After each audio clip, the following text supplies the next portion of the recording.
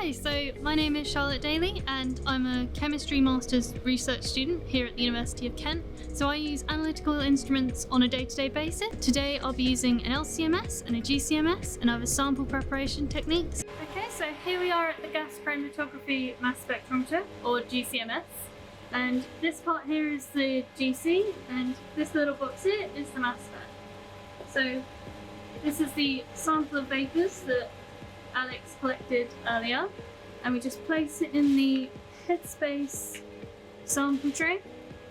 So headspace works by heating up the sample that gets injected and then injecting it into a column which has an oven to heat up to whatever temperature you require.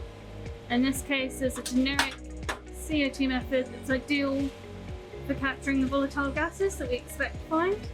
So the sequence is all set up, the oven's ready to go, you can press start, and the syringe will now take the injection.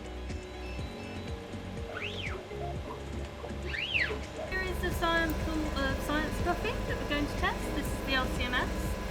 So we've got the mobile phases that we're using, the degasser, the auto sampler, and then the UV detector. This one also has a mass spec, so we can see what's inside. So I'm just going to open up the sample tray, put the vial in, the instrument's all ready,